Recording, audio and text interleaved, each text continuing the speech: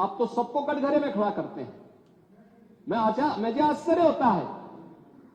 मुझे आश्चर्य होता है कि आखिर आप मानते किसको हैं?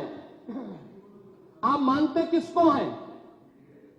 मुझे एक बात बताओ कि भारत के संविधान के अनुरूप माननीय उच्चतम न्यायालय, एक तरफ आपने सर्वे के बारे में माननीय उच्चतम न्यायालय की बात का स्वागत किया और माननीय उच्चतम न्यायालय ही एक बात को कहता है, बार बार भारत के माननीय उच्चतम न्यायालय ने समान नागरिक कानून की बात देश के अंदर लागू करने की कही है।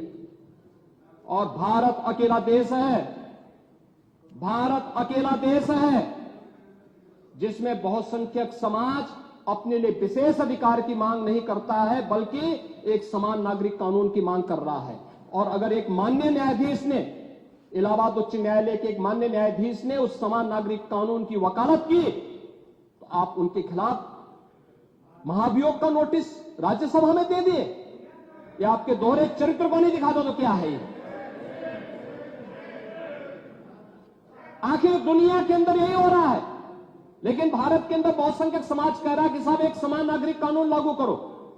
लेकिन अगर वही माननीय न्यायाधीश एक सामाजिक सांस्कृतिक संगठन के कार्यक्रम के दौरान इस बात को कहते हैं कि दुनिया के अंदर ये है, अगर भारत के अंदर इसको मांग करने की वकालत हो रही है तो बुरा नहीं। और माननीय उच्चतम न्यायालय बार बार इसके बारे में सरकार को कह चुकी है, लेकिन आप लोग उसमें एक तरफ उच्चतम न्यायालय के द्वारा सर्वे पर रोक लगाने का स्वागत कर रहे हैं, बुलडोजर की कार्रवाई पर दी गई गाइडलाइन का स्वागत कर रहे हैं।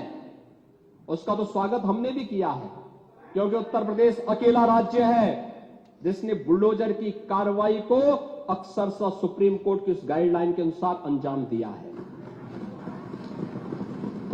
अक्सरशः।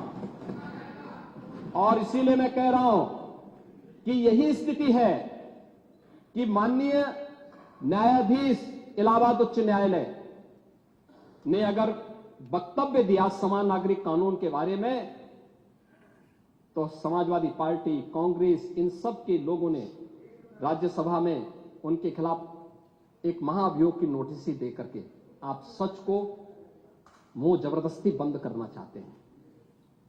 और वहीं पे नहीं किया आपने, यहां पर भी आप चुप नहीं रहे। राज्यसभा के माननीय सांसद, माननीय सभापति तो भारत के महामहिम उपराष्ट्रपति भी हैं, उनके खिलाफ भी अविश्वास प्रस्ताव की नोटिस दे दी गई, इसलिए क्योंकि उन्होंने सदन स्मूथली चलाने के लिए सदन के सभी पक्षों से कहा।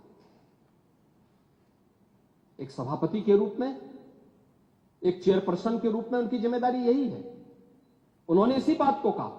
लेकिन एक किसान का पुत्र कैसे इतनी बड़ी कुर्सी पे पहुंच गया, ये लोगों को अच्छा नहीं लग रहा, ये अच्छा नहीं लग रहा है, इसलिए अविश्वास प्रस्ताव को नोटिस। चुनाव के दौरान चुनाव आयोग को कटघरे में खड़ा किया गया, चुनाव आयोग को कटघरे में खड़ा करने का प्रयास, यानी जबरदस्ती आप गन पॉइंट पर अपनी बातों को मनवाना चाहते हैं संवैधानिक संस्थाओं से। मुझे लगता है ये चरित्र अच्छा नहीं है, ये स्वस्थ लोकतंत्र के लिए अच्छी परंपरा नहीं है। हमें संवैधानिक संस्थाओं का सम्मान करना सीखना होगा।